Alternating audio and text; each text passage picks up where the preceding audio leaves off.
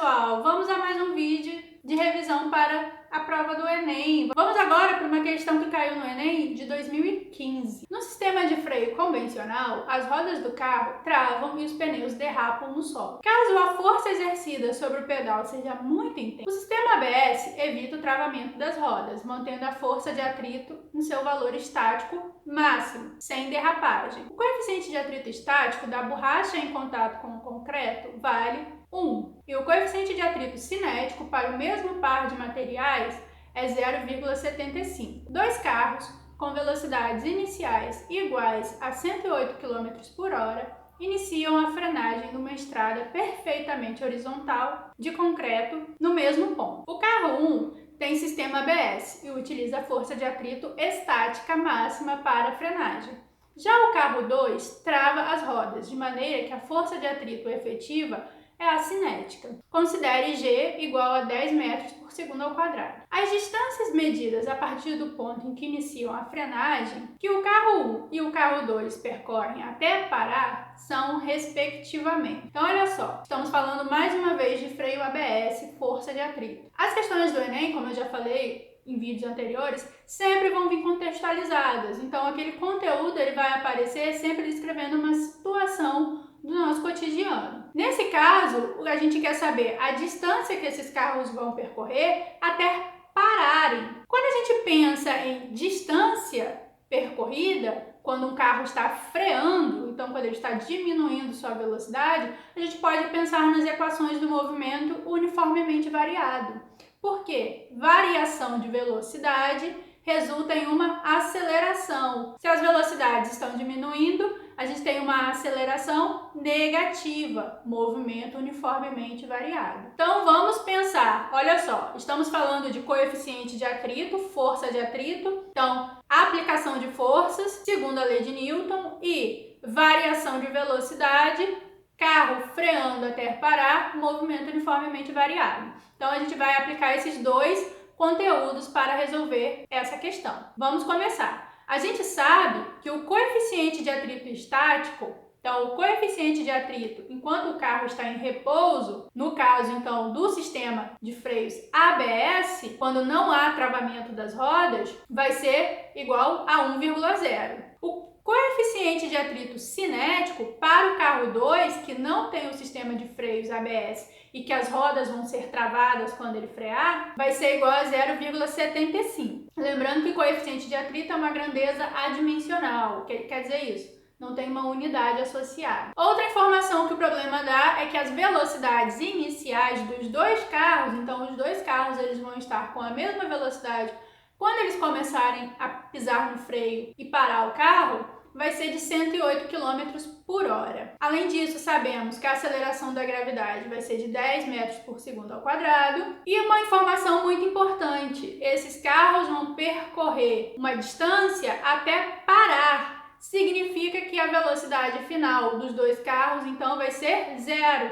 Portanto, esse valor não foi dado diretamente, mas a gente pode concluir que a velocidade final é 0, porque eles vão pisar no freio e reduzir a velocidade até parar, até chegar a uma velocidade igual a 0. Se a gente quer saber a distância percorrida, como eu falei, a gente vai usar as equações do movimento uniformemente variado. Por quê? A gente quer distância, a gente quer ΔS, deslocamento, e a gente tem valor de velocidade variando, movimento uniformemente variado. Como em nenhum momento aqui falou sobre o tempo que esses carros vão levar para, da velocidade igual a 108 km por hora, reduzirem até 0, até parar o carro, como a gente não tem valor de tempo, a gente pode usar uma equação do movimento uniformemente variado, que não depende do valor do tempo, a equação de Torricelli, tá? É uma equação que tem os valores de velocidade, a distância, a aceleração, mas a gente não precisa conhecer o valor do tempo. Então essa equação vai ser útil para a gente encontrar esses deslocamentos. Então a gente quer o deslocamento, a gente quer o valor do ΔS nesse caso. A gente conhece a velocidade final dos carros, igual a 0. A gente conhece a velocidade inicial. A velocidade inicial é de 108 km por hora. Essa velocidade está em km por hora. Percebam que a aceleração da gravidade está em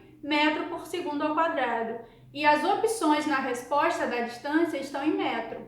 Então a gente vai ter que transformar essa unidade da velocidade, do quilômetro por hora para metro por segundo. Quilômetro por hora para metro por segundo a gente divide por 3,6, regrinha de transformação das unidades da velocidade. 108 dividido por 3,6 vai ser igual a 30 metros por segundo. Então é esse valor de velocidade inicial que a gente vai usar na equação de Torricelli ali em cima. Então, ó, temos velocidade final, velocidade inicial, falta a aceleração. Não temos a aceleração dos carros, mas a gente vai conseguir calcular essas acelerações usando a ideia de força. Por quê? A gente sabe o coeficiente de atrito entre os pneus do carro, né, dos dois carros, e a superfície, a pista. Então, a gente vai usar segundo a lei de Newton. Nesse caso, a força resultante que vai atuar sobre os pneus dos carros vai ser a força de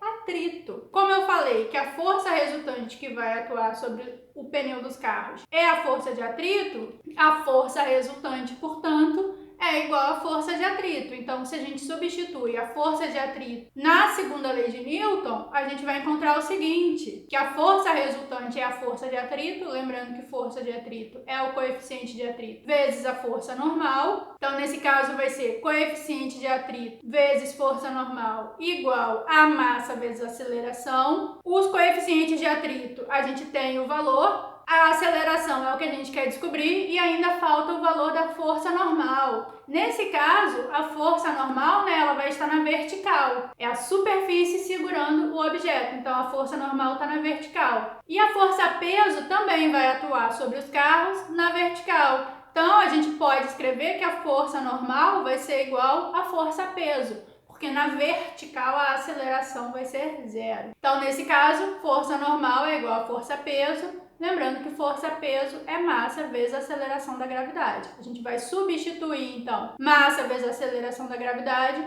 no lugar da força normal. Vai ficar o seguinte, que o coeficiente de atrito vai ser igual a massa vezes a aceleração da gravidade igual a massa vezes a aceleração. Perceba que a gente tem massa multiplicando dos dois lados. A gente pode simplificar essa equação cortando as massas. Sobra que o coeficiente de atrito vezes a gravidade vai ser igual à aceleração. Então, a gente vai encontrar a aceleração de cada um dos carros utilizando essa equação. Vamos começar calculando, então, a aceleração para o carro 1, o carro que tem o freio que usa o sistema ABS. Utilizando, então, essa equação que a gente acabou de encontrar, no caso do carro 1, que utiliza o freio ABS, o coeficiente de atrito que a gente vai usar é o estático. Então, a aceleração vai ser coeficiente de atrito estático, que é 1,0 vezes a aceleração da gravidade, que é o 10. 1 vezes 10 é igual a 10 metros por segundo ao quadrado. Portanto, a aceleração do carro 1 é 10 metros por segundo ao quadrado. Vamos fazer a mesma coisa para o carro 2. O carro 2 ele vai travar as rodas, então ele não usa o sistema ABS. O coeficiente de atrito que a gente vai usar é o cinético. Utilizando aquela mesma equação, que a aceleração é igual ao coeficiente de atrito vezes a aceleração da gravidade, nesse caso o coeficiente de atrito é o cinético, 0,75, vezes a aceleração da gravidade, que é o 10. 0,75 vezes 10 é igual a 7,5 metros por segundo ao quadrado. Agora que temos o valor das acelerações de cada um dos carros, a gente vai calcular a distância, o ΔS, que é o que a gente queria desde o início, usando a equação de Torricelli, que está lá em cima. Então, substituindo esses valores para o carro 1 na equação de Torricelli. Velocidade final é o zero ao quadrado, igual a velocidade inicial, 30 metros por segundo ao quadrado, mais 2 vezes a aceleração do carro A, 10 metros por segundo ao quadrado. Essa aceleração vai ser negativa. Por quê? Porque eles estão freando. Se eles estão freando, velocidade diminuindo, aceleração negativa. Então, por isso que essa aceleração dos dois carros vão ser negativa. Multiplicado pelo ΔS. Fazendo essas contas, 0 ao quadrado, 0. 30 ao quadrado é igual a 900. 2 vezes menos 10, menos 20. Vezes ΔS. 20 está multiplicando com ΔS, então a gente vai levar essa multiplicação para o outro lado do igual. Está negativo, passa positivo. Vai ficar 20 vezes ΔS igual a 900. O 20 está multiplicando, passa para o outro lado dividindo.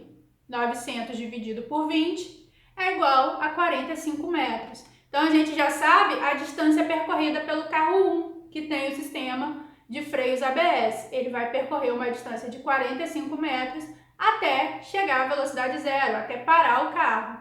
Vamos fazer a mesma coisa para o carro 2. Então, utilizando de novo a equação de Torricelli, a velocidade final do carro 2 também é zero ao quadrado, a sua velocidade inicial também é 30 elevado ao quadrado, mais 2 vezes menos a sua aceleração, 7,5.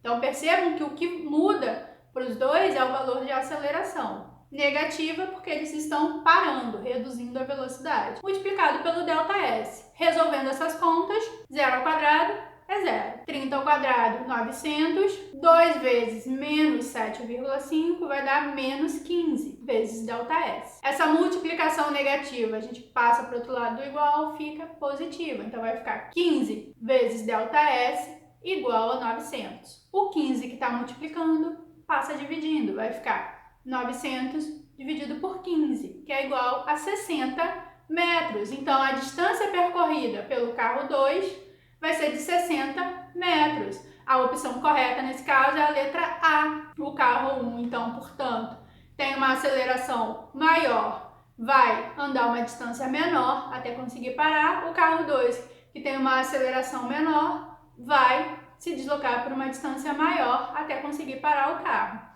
Então, nesse exercício, a gente precisou lembrar dos conteúdos de movimento uniformemente variado, porque as velocidades dos carros estavam variando durante o movimento, e também lembrar da aplicação de forças para conseguir encontrar a aceleração. Então, sempre que a gente conhecer a força resultante que atua sobre um corpo e precisar do valor da aceleração, a gente pode recorrer à segunda lei de Newton para encontrar essa aceleração.